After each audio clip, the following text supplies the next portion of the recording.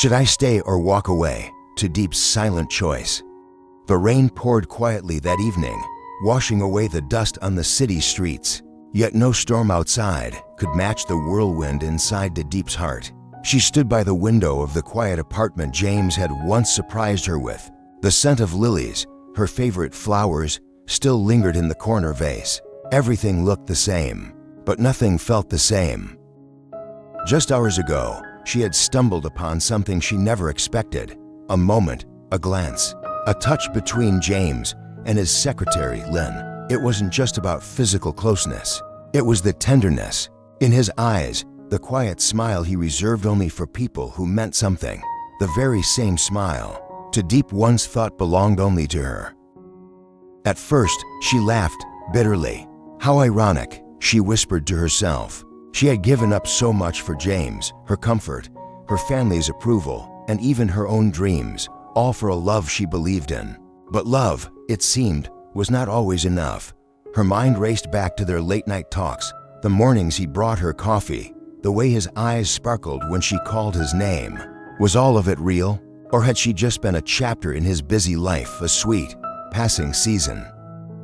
The hardest part wasn't the betrayal. It was the silence. James hadn't said anything. He didn't confess, didn't deny. Maybe he didn't even know she had seen it. Maybe, like many men who carry the world on their shoulders, he thought he could manage both love and loyalty on one side, temptation and confusion on the other. Diep pressed her hand to the glass, watching droplets race each other down the pane. Her suitcase lay open on the bed. One side of her begged to stay, to fight, to forgive, to understand. After all, hadn't they promised to weather the storms together? But another side, the wounded side, whispered, "A woman's heart is not a waiting room for indecision." She closed her eyes. Would he come home and choose her? Would he even realize he was about to lose the only person who had stayed? When the world turned against him, or perhaps this was the end of their chapter. The clock ticked louder with every second, like a countdown to a silent goodbye. And in that quiet room filled with memories and unanswered questions, Diep made a decision, not out of anger, but out of love. Love for herself, for her peace, for her worth. Sometimes, leaving is not giving up. It's choosing yourself over the shadows of someone else's heart. James's regret, the realization too late. James arrived home late that night. As always, meetings, deadlines, investors. His mind had been everywhere except where it should have been. The moment he opened the door, something felt off. The lights were dim, the apartment quiet, not the comforting quiet of love, but the cold silence of absence. Diep, he called softly, dropping his keys onto the counter. No response. His eyes scanned the room. The suitcase was gone. His chest tightened. He walked slowly to their bedroom. The closet was half empty. The drawer where she kept her notebooks and handmade crafts, empty. Only a single note lay on the nightstand, her handwriting soft and familiar. When love begins to doubt, it starts to fade. I saw the look you gave her, James. Maybe it meant nothing. Maybe it meant everything. But I can't stay in a love that leaves me questioning my place in your heart. Take care. James sank onto the bed, reading those words over and over again, his hands trembling. No or no. He whispered, it wasn't what she thought. Or maybe it was. He hadn't touched Lynn, but he had let her in emotionally. Even if for a fleeting moment, a moment of weakness, a smile to long, a gesture to tender, and Diep had seen it all. Memories of Diep flooded his mind, her laugh in the morning sun, the way she nervously played with her hair when she was deep in thought, the strength she carried beneath her quiet voice. She had stood by him through the company's darkest days. She had believed in him when he couldn't believe in himself, and he had failed her. James buried his face in his hands. It wasn't just guilt, it was grief. Grief for a love that was still alive, but had been wounded by neglect, by silence, by unspoken truths. How could he have let her walk away? Not with anger, not with blame, but with a heart too tired to keep guessing. He stood up and looked at the empty space she once filled. He wanted to call her, but he knew Diep didn't need words right now. She needed actions, Proof, not promises. And so, for the first time in a long time, James canceled all his meetings, turned off his phone, and sat with the weight of what he had lost. But deep in his chest, a fire began to burn. If there was even the smallest chance to make things right, he would find her, not to beg, not to plead, but to show her that she had always been the only one. To be continued. Would you like the next part to be their reunion or the journey James takes to find her again? The journey to find her. James stood by the window the next morning, staring at the city skyline. The world was moving forward, indifferent to the storm inside him, but he had made up his mind. He wouldn't just sit back and lose her. He started with her hometown. Diep once told him stories of the small village where she grew up, of the rivers she swam in as a child, the banana trees she used to climb, the morning markets where she would help her mother sell vegetables. He remembered every detail because it was the only time her voice had ever sounded completely free. And now, maybe that's where she had returned to find that freedom again. James packed a small bag, left a short message for his secretary to cancel everything for the week, and drove out of the city. The farther he got from the towers of glass and steel, the more the silence gave him space to think. He thought of the first day he met Diep. She had walked into the company as an intern, unsure and quiet, but with a spark in her eyes that no resume could describe. He remembered her patience, her loyalty, her fierce heart that stood behind his every success, and he remembered the way he began taking her presence for granted. Hours later, James arrived at the edge of the village. It was dusk. The air was filled with the scent of burning wood and ripe fruit. He walked through the narrow dirt roads, asking gently, politely. Some people recognized Diep's name. One old woman pointed to a small house with a tiled roof, hidden behind a garden of wildflowers. James stood at the gate, his heart racing. Inside the yard, Diep was crouched near a tree, picking herbs into a woven basket.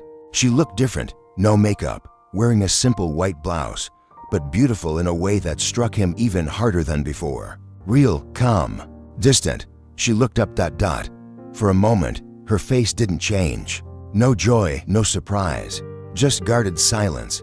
James stepped forward slowly, voice soft. Diep. Her hands stilled, resting on the basket. Why are you here? He swallowed. Because I couldn't stay away. Because I needed to tell you that I was wrong. She stood up, eyes steady. Wrong about what, James? That you loved me? Or that you stopped? His heart ached at her words. I never stopped, he said. But I forgot how to show it. I let work, pressure, and fear speak louder than my heart. And I let someone else get close when it should have only ever been you. Diep looked away, blinking back something he couldn't read. Tears, maybe, or memories. I didn't come to ask you to forgive me today, he continued. I came because the only version of success I want now is the one that has you in it. Silence. Then, finally, she spoke. You broke my heart, James. He nodded slowly. And I will spend as long as it takes to earn the right to heal it. A breeze passed through the garden. Somewhere nearby, a rooster crowed. Diep took a step back, eyes still fixed on him. I'm not ready, she whispered. James smiled sadly, but genuinely. I'll wait. And with that, he turned and walked away, not defeated, but with a quiet hope in his chest, because love, when real, does not rush.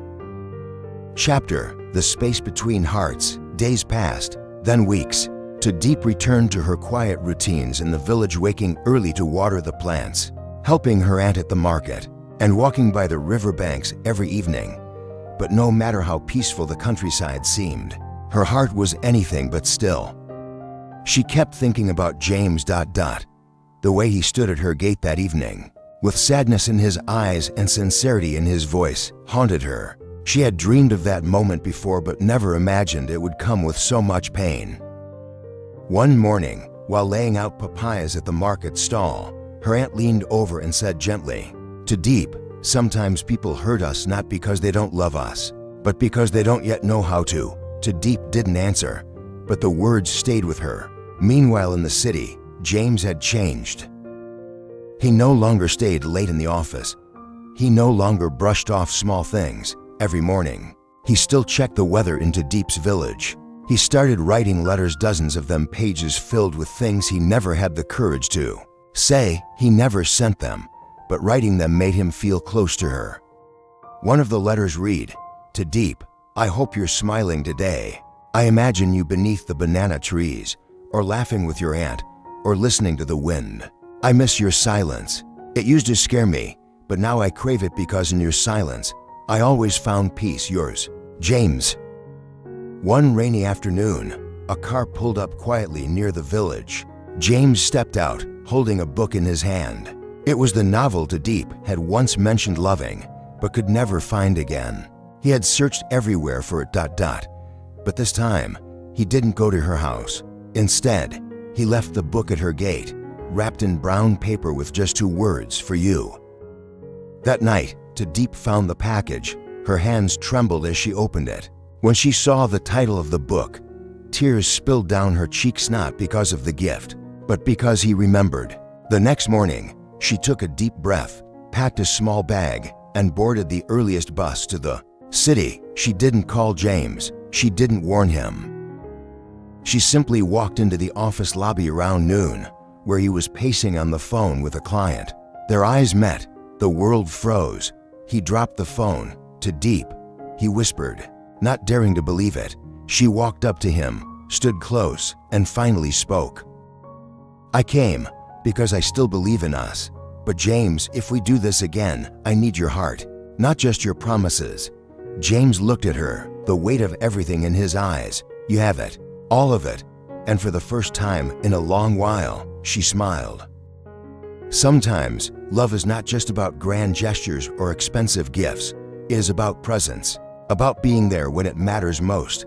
To Diep's disappearance on her birthday, and James's deep regret, teach us that the absence of love in the small moments can create deep wounds, ones that words alone cannot heal. James learned, too late, that success and wealth mean very little if the person you love feels forgotten. His heart was full of love, but he failed to show it in time. To Diep, on the other hand, teaches us the importance of self-respect and emotional honesty. She chose distance, not out of revenge, but to protect her own heart. It was an act of strength, not weakness. Ultimately, this story reminds us, time is fragile. Don't wait to express your feelings. Regret is heavier than pride. Healing begins when truth is spoken with sincerity. Love requires effort, not just emotion. Sometimes we lose people not because they stop loving us, but because we forget to show them they are loved.